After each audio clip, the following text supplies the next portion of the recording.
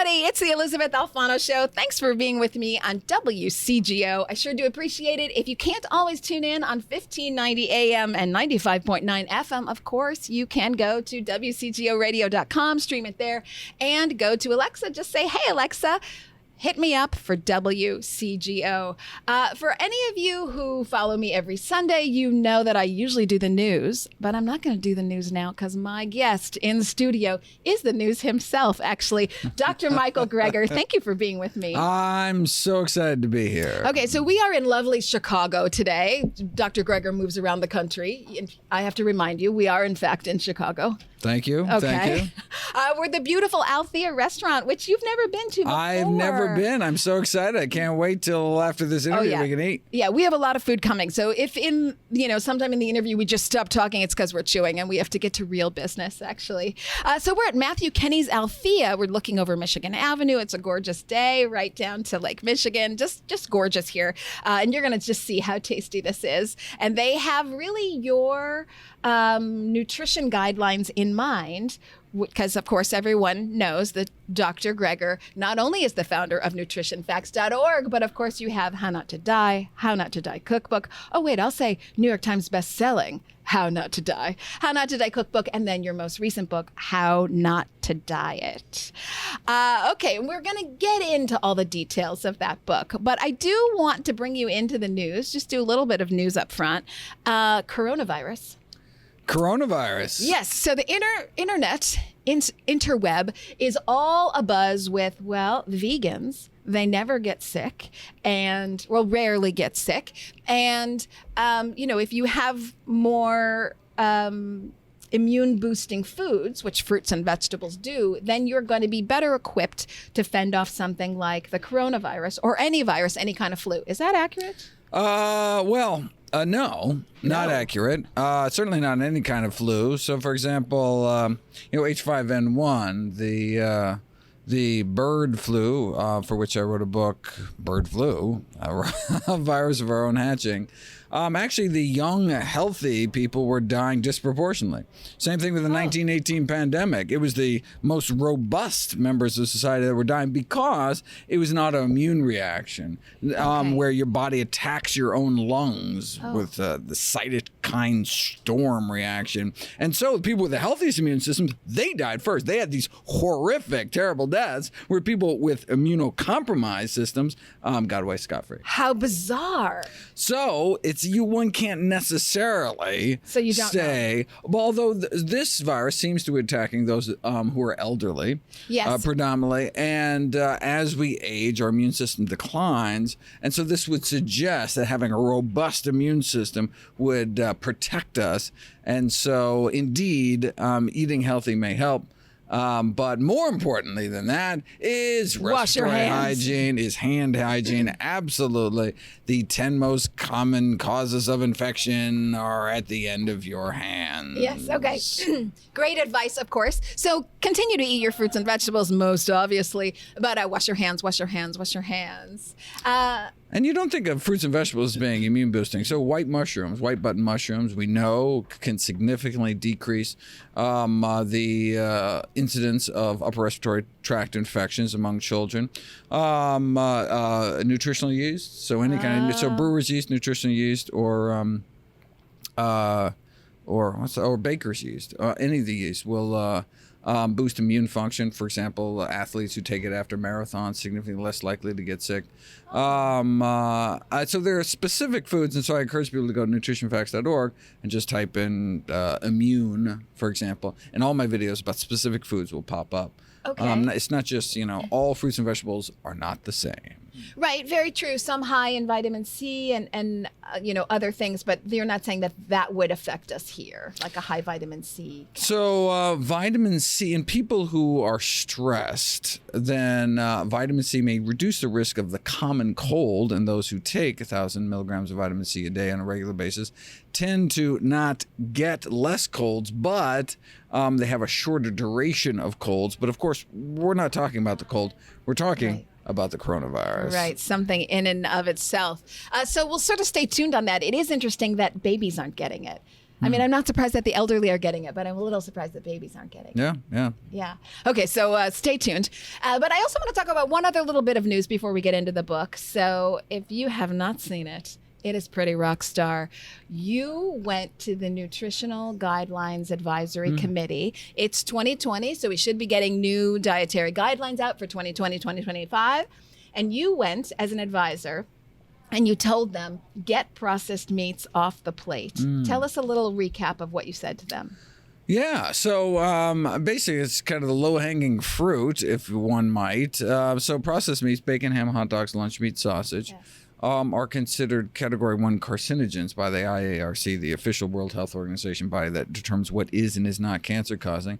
And it turns out processed meat, we are as sure processed meat causes cancer in human beings as we are that asbestos causes cancer, and tobacco causes cancer, and plutonium causes cancer. So we know these are cancer-causing foods, yet, people, bologna sandwich, send their go kids. to school. I know, right? So, I mean, we try not to smoke around our kids. Why would we send them to school with a bologna sandwich? Absolutely. Yeah, you have to see this on YouTube. It's really a powerful 3 minutes. I really highly recommend that. But okay, that's the end of our news segment. Let's get into the details of how not to diet. Okay, lots of recommendations. I sort of think of this book as like, it's going to be evergreen. It's like the joy of sex, the joy of cooking. That's what How Not to Diet is going to be. It's really, I'm not kidding. I think of this as like for the ages book. Well, that's certainly how it was written. Just one more note on news before I got off. I can't believe I forgot this. I'm actually going to do a webinar on how not to die in a pandemic on April 9th. And I will go through talking about how to make your own hand sanitizer solution and packing for sheltering in place and pantries and, basically everything you can do in terms of treatment, everything we have. And so I wish I could tell you more right now.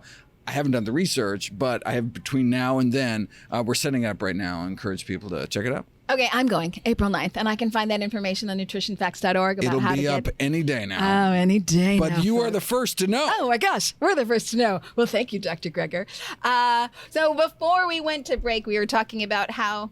I'm going to kind of paraphrase here. I had Dan Buettner, the founder of Blue Zones, on my show. Great guy, great National Geographic researcher. We love Dan. And love him. And he was kind of saying, look, if you're heavy and obese in middle America, one can almost say it's not your fault. You're so heavily marketed to. And that's kind of where we left off. So tell us about the state of marketing and business now that are leading us all to basically have too many calories all the time and obesity. Yeah, so the dramatic change in our food supply was not only a glut of excess calories, thanks in part to taxpayer subsidies.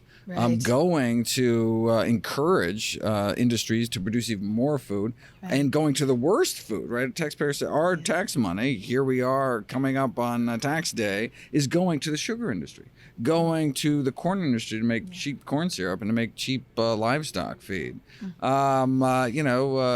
give $500 million to the sorghum industry. When's the last time you sat down to some sorghum? Why haven't you heard it? Because it's all fed to cattle. We are just paying to make dollar menu burgers, basically, and then of course the corporate world had to funnel this glut of excess calories into people's face, and that's the revolution in advertising and marketing that's occurred. And food is the most marketed product out there. And of course, it's not just food, it's what kind of food. It's breakfast cereal, it's candy bars, it's soda, the worst possible foods. That's where the money's going, and that's where the profit is. It's not like, the CEO of Coca-Cola is, rubbing their sticky hands together trying to contribute to the childhood obesity epidemic. They're just trying to satisfy their next quarterly profits for their shareholders. How do you do that? You sell brown sugar water for a couple bucks a bottle with dirt cheap ingredients thanks to taxpayer subsidies for sugar and corn syrup, and it's like all profit. Produce is the worst thing to sell. Yeah. It goes bad. It's perishable. You can't brand it. Even a broccoli grower isn't going to put an ad on TV for broccoli. You'll just buy their competitors' broccoli. Like, what you want is a snack cake that sits on the shelf for a few weeks. That's how you make money. And so the whole system is set up to undermine our health, but we can reclaim our health with science. balance. Yes. Okay. So I love this as you're saying it, setting it up.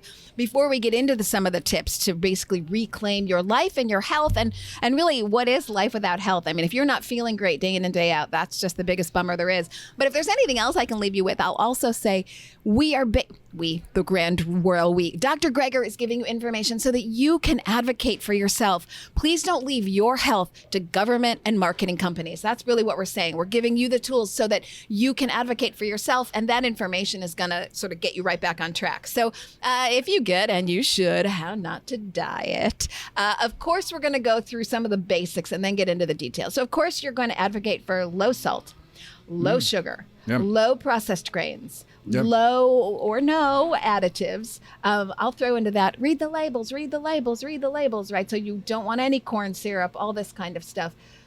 In a way, this is what I come to expect and know and love from Dr. Greger.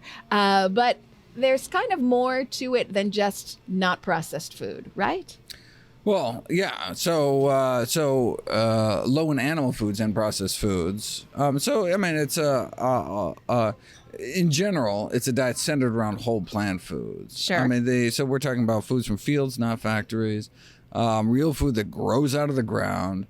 Fruits, vegetables, legumes, beans, split peas, chickpeas, and lentils, whole grains, nuts and seeds, herbs and spices, mushrooms, basically real food that grows out of the ground. These are our healthiest choices. Yeah, so again, Dan, he was saying that in blue zones, people who eat a cup of beans a day increase their longevity by 4 to 5 years. And if there's one food you can get your hands on, high in fiber, lots of water, we'll talk about that in a second.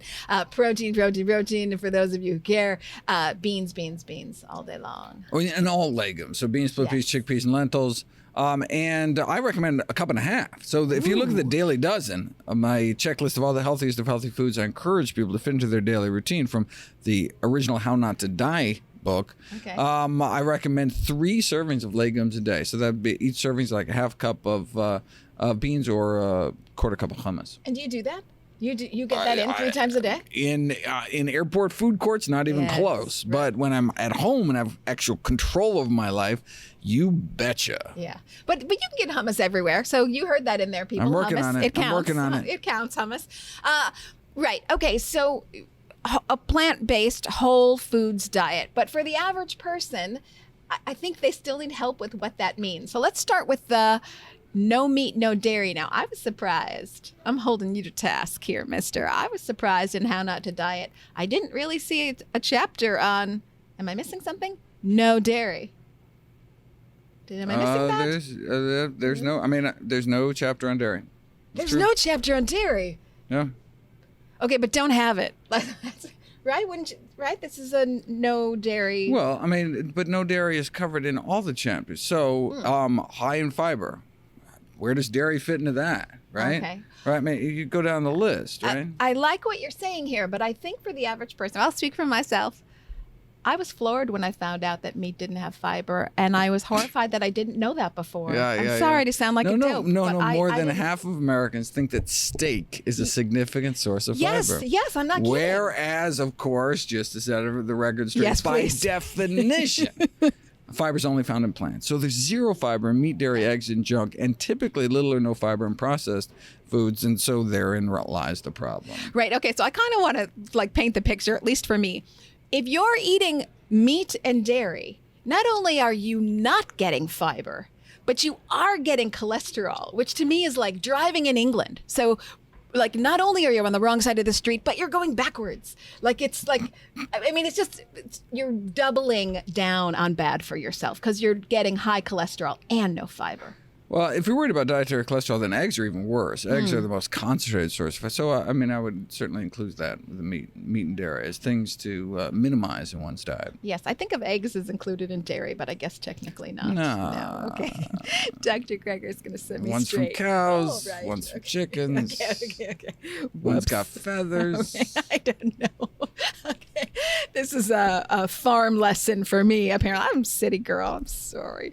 All right. Well, let's get back into that, though. So I have this nice long list: low in salt, low in refined grains, low in added fat, low in sugar, additives, etc. So of course that's processed food, but it's also the things you might add at home to cook for yourself. So keep the salt down, oils low. Yes. Okay. He's Oh, nodding. sounds good. Right, Yeah, he's nodding. yeah, Okay. yeah. But let's get specific. So keep the oils low. Are Yeah. you advocating for no oil? Well, oil is the most calorie-dense food Yes. on the planet. So a single tablespoon has 120 calories. There's nothing on even butter or lard doesn't have that many calories because it actually has a little water in it. I mean, oil is just pure calories, right? Yes, And yes. it's really empty calories. There's Yes. a little vitamin E and some fat-soluble nutrients, but basically you take something like a walnut, one of the healthiest foods on the planet, Yes. you remove all the nutrition, you remove the fiber, you remove the vitamins, minerals, and you're left with just the oil. You're just it's like the table sugar of the fat kingdom, where you take a sugar beet, which is where most sugar comes from, a really healthy food, but you remove all the nutrition, you're just left with table sugar. Why would you do that to yourself? Well, I advocate for the average person popcorn. So Air pop it. oh yes, right. Okay, you're singing my song. Yeah, okay, look at his face. Yes, okay. Air pop it. But I do air pop my popcorn and then I just spray a little bit of extra virgin olive oil. Like I'm not Why don't dousing you it. spray a little apple cider vinegar too, just to get your nutritional yeast to stick? Or some malt vinegar? Because nutritional yeast goes after the extra virgin olive oil. Okay, well, if you just want the yeast to stick, why not a little spritz of malt vinegar or something? I'm going to try that and report back. I'm skeptical, but I'll do it Or for some Dr. coconut Greger. aminos if you're not worried about your sodium. I'm not worried about my sodium. They usually, I go in there and they're like, "You're dead." My blood pressure's really low. That's so what we love. that's Lower what the we love. better. Okay, but I will say, along with Dr. Greger, instead of sauteing my vegetables in extra virgin olive oil, Okay. I use mushroom broth. Now it's going to have some sodium. Wonderful. I know, see? Wait a second. Why does it have sodium in it? Doesn't mushroom broth have some sodium? What do you mean? You make your own. Oh, right. I make my own. I do. Sometimes I do, actually. No. It's two ingredients. It's dried mushrooms and hot water. No, he's What do you right. mean? No, Make he's your right. own. No. It's just and as soon as because you have to soak the dried mushrooms anyway, and then you have this rich, savory, delicious umami broth, and then you can saute with that zero sodium, and you had to make it anyway because you Yes. have the mushrooms for the Yes. dish. No, he's right. He's right. I do that sometimes. I do. Okay. Okay. Get myself out of hot water here. Okay. Now it says low in nutrient, calorie dense foods. Yeah. So you're saying peanut butter, almond butter, these things, keep it to a minimum, right? Yes, because, well, I mean, that's part of the wall off your calories rule. I mean, if there was one piece of advice, that really wraps up my entire book, it would be wall off your calories. And what I mean by that is, animal cells are encased only in easily digestible membranes, which allow the enzymes in our gut to effortlessly liberate the calories within a steak, for example. But plant cells are encapsulated by cell walls, which are made out of fiber. And so many of the calories, which acts as an indigestible physical barrier, so many of the calories remain trapped.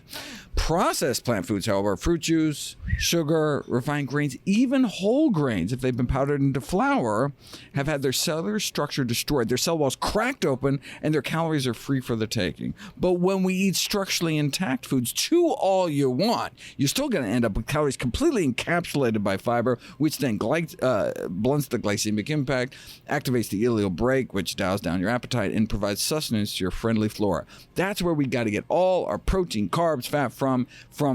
We need to get all our macronutrients, sources of calories, encased in cell walls. In other words, from whole intact plant foods. Whereas nut butters, seed butters are like the flower of the nut kingdom because they've had their cellular structure destroyed. So fine, eat nuts. Eat seeds, just not nut butters, seed butters. I'm not saying they're not healthy, but for weight loss, we want our calories encased in cell walls. We want our calories encased in cell walls. Okay, I had to repeat that because it's kind of the first time I've ever heard that. Although I know that fiber, of course, takes down your cholesterol and it's a low glycemic, most high fiber foods are low glycemic foods as well. We're going to get into that after the break, low glycemic foods and low insulin index foods. I think that's how you call it. We're going to get into that after the break because I had some confusion about that. But quickly, because we've got about 30 seconds, high fiber foods. So name your top 5. Well, there's really only 2 major sources, and that's whole grains and legumes, beans, split peas, chickpeas, and lentils. So most people think, fiber, I eat lots of fruits and vegetables, I get a lot of fiber. No, you don't. You get a lot of water. 90% of fruits and vegetables is just straight water.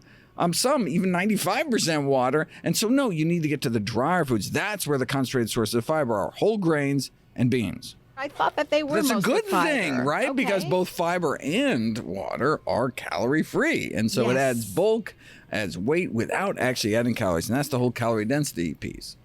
Okay. So then the more we can fill up on these, the more we curb our hunger, the more fiber, of course, we have, which pulls out cholesterol, if I understand that So right. look, eating, so that's what we can get into this kind of negative calorie preloading. So for example, if, which just means starting a meal out with soup, salad, even a fruit, vegetable, tall glass of water, basically anything with less than 100 calories per cup.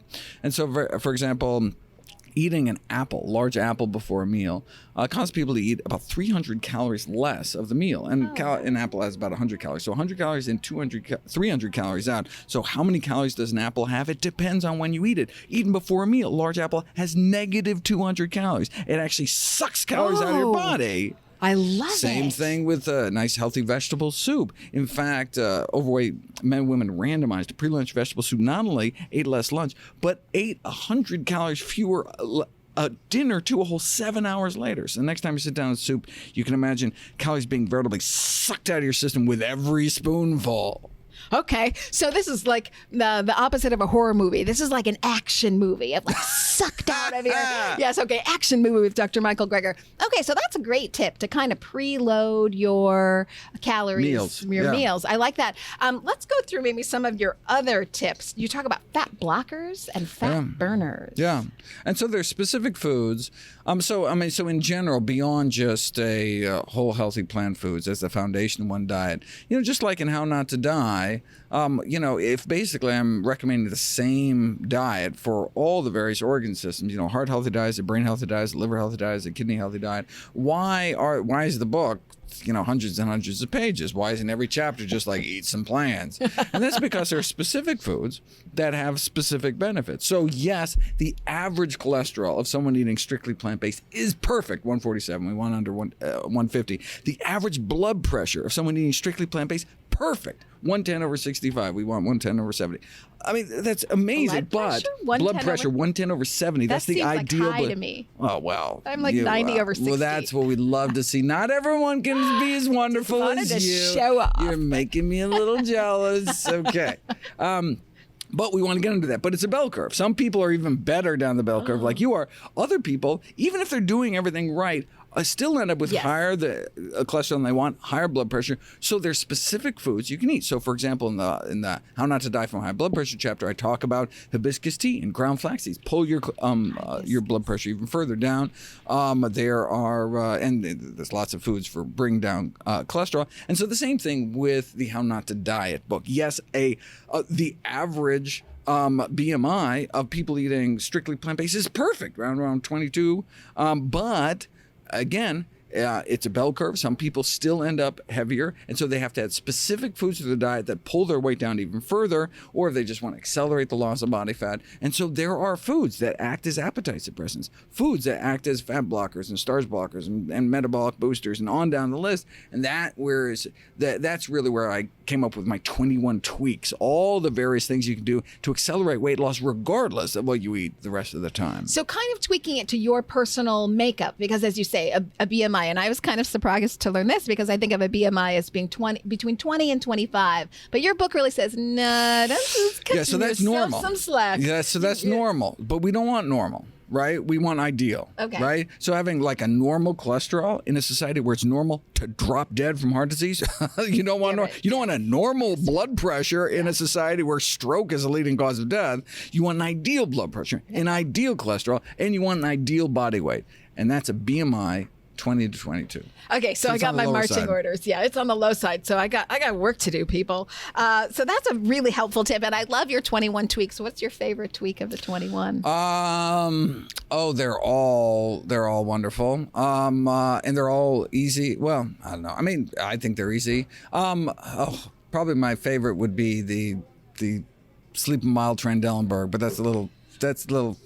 Which is, you kind of go upside down. This is why I think people who do yoga look good, because they're upside down. Right? They do a lot of downward just dogs. a little bit. Right. Yeah. It's only 6 degrees, but yeah. Oh, it's only 6 degrees? Yeah, sleeping with your head down 6 degrees. Yeah, putting a couple of bricks under the foot of your bed. and sleeping like that. Yeah, and the only reason I love it so much is because I came up with it. It's based on this interesting Russian cosmonaut research, which shows that basically the fluid buildup in your chest when you do that. And of course, you'd only do that if you don't have heart failure, if you don't have problems with your head injuries, you don't have problems with high pressure in your eyes, or even a history of such problems, a family history. But that increased pressure in your chest causes your heart to produce a hormone which basically mimics exercise, thinking, oh, you have all this extra pressure, you must be exercising. And so, quick, we need to burn more fat to support our exercise. And indeed, you get this big boost for about 4 hours of burning fat just when you lie back to first. So you're sleeping and exercising at the same time. You are indeed. Oh, this is my kind of show. This is my kind of interview. That's great. Okay, everybody, write that down. That's and also if you my eat favorite high fiber now. foods, your entire musculature of your intestines, which is just a 20-foot muscular tube, is working all night long, as opposed to eating fiber deficient foods, and there's just nothing to go, nothing to pump iron down there. Nothing to work on. That's right. And this is also great news because you said the high fiber foods are legumes, but also whole grains. Intact whole grains, right. A lot of people confuse this. This also makes me crazy that carbs are bad. And of course, that's not right. It's only the highly processed carbs, but not the whole grain carbs. Right. People. When we're talking about carbs, carbs are lentils and lollipops, kidney beans, jelly beans. It's like, what do you mean carbs? It's meaningless to say carbs are good or bad for you. Right. Same thing with fat. Is fat good for you? Well, pork rinds is bad for you, but walnuts are good for you, right? And let's get to it. Avocados. Avocados are good for you. Because sometimes people tell me that avocados aren't good for me, and it's like fighting words. Because seriously, I eat a lot of guacamole, so I make it myself. Well, I would only be upset if you didn't share. Oh, I'm sharing with you. Okay, next time I'm bringing guacamole. Okay, so we're gonna have better. another interview here, and it's over guacamole. Stress hormone relief. Tell me about it. Yeah, so it turns out cortisol, the kind of key stress hormone in the body produced by our adrenal glands, causes the accretion of belly fat, of deep abdominal visceral fat, which is the most dangerous kind of fat. And so there's actually, disease conditions where you have too much excess cortisol, and that's a classic symptom, is buildup of abdominal fat. But people who live stressful lives, which is everybody, really. Thing. Everybody's running around like crazy. Most people have 3 kids and 2 jobs. It's really your reaction to stress. It's not the fact that you have stress. It's how you react, manage it. right? And if you can, go into the world with this kind of equanimity, and bad things happen, but what can you do about it? Roll with it. You can roll with it, and critically, you actually set the cortisol thermostat in utero, and depends on what your mom eats. And if your mom eats a lot of meat, you're actually going to set your cortisol thermostat such that later in life they actually get a higher cortisol spike to the same stress. They put people in these public speaking laboratory experiments, and they actually get higher spikes in stress and walk around with higher cortisol levels if their mom ate meat while they were in utero. That is crazy. I've never heard that before. You gotta see my videos. First. Yes, right, of course. So this is something else that drives me crazy. People say, oh, well, I do eat healthy because when I eat meat, it's free range. Please dispel this once and forever. Well, if you only eat free range meat, where can you get free range meat? You can't get it. It's really expensive. It's hard to find. You can't find it at restaurants. So that means you eat less meat. Well, then, okay, that's the benefit. It's the quantity that you're eating.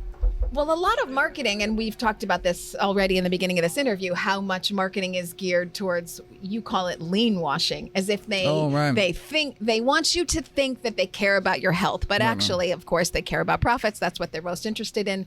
So a lot of labels will say free range, organic, and people think that means it's a lot better for them. It's unfortunate. But there's the same amount of, cholesterol, same lack of fiber, the same issues that come along with meat. Some may have different amounts of saturated fat, but it's all just, it's meat, people. It's meat. And it's just a lost opportunity to do something healthier. Right. Everything we put in our mouth is a lost opportunity to put something healthier in our mouth. Yes. I love leading with that. Okay. So gosh darn it goes so gosh darn fast. Okay, we have a couple quick questions on the way out, but before we do, I want to talk about cans because we're talking about legumes a lot, Right. and you really suggest to people to make their own. Don't get it in a can. Why not get it in a can? I thought you said BPB. Oh shoot. Oh, BPA. BPA. Well, you get BPA free cans. Oh, that exists, Oh my God, yeah. and it's something you can readily Well, yeah, see Eden that it's a- Foods, okay. Whole Foods. I mean, Whoops. yeah. All right. No, because people stood up and said we don't want these Okay. pollutants in our beans. So I will say here, if you're It's going the to biggest thing. It's salt free. We don't want no added salt to Okay. beans. That's probably the worst thing about canned no beans. added salt. But if you get this BPA can of beans, here's what you do. You're going to strain it, and then you'll have your beans over to one side. But do not get rid of that liquid because it's liquid gold. Instead of using extra virgin olive oil in your salad dressing, which for me is vinaigrette or Dijon mustard, red wine vinegar, salt and pepper. Oh, sorry, I'll lower the salt. And I used to do extra virgin olive oil. I don't now. I take the juice of aquafaba. I take that from the Aquafaba, beans. wonderful. And that's my salad dressing. Yeah, so yeah. I gave it to you guys, no problem. Okay. Okay. This kills me because we only have like a minute and a half left. So these questions have to be fast, Ola. Are you ready? I'm ready for the Let's do lightning it. round. Let's do it. Okay. What do you wish you knew 10 years ago that you know now? Oh, that the internet would be such a thing. I would have put nutrition facts up way earlier instead of sending out VHS tapes to people. Okay, well, yes. We're geeking out here on the Elysabeth Alfano show. VHS tapes, too funny. Okay, and what are we always going to find in your fridge? Greens, Of course. and more greens. And my freezer is half frozen greens, half frozen berries. And then you'll see my pantry stocked with intact grains and legumes. Of course, he's living the life. You've been working, you're running around like now, you're traveling all over the place. You walk in the door, once the one meal you can make in 10 minutes, it's always great. Well, I got nothing in the fridge because I've been gone for weeks. Okay, and nothing everything like- is rotting if Don't I do left that. anything in Okay. there. What do you mean? Frozen veggies? No, Oh you got my your... God! Yeah, no. So I can usually make some miso soup, right, and throw some miso soup because That's how it's he basically rolls. with all dried. Yeah, you can use dried seaweed and dried mushrooms, and Okay, what's the phrase you live by if you're having a bad day? How do you turn it around? I think about all the good that my life is doing in the world. Aw, I love it. Favorite snack? Ooh, I like nori sheets. I hate to leave you. It's the Elysabeth Alfano Show. I will see you every Sunday. This has been so fast. Together, we are taking back our health and the health of the planet. Thanks for being with me, everybody. Bye.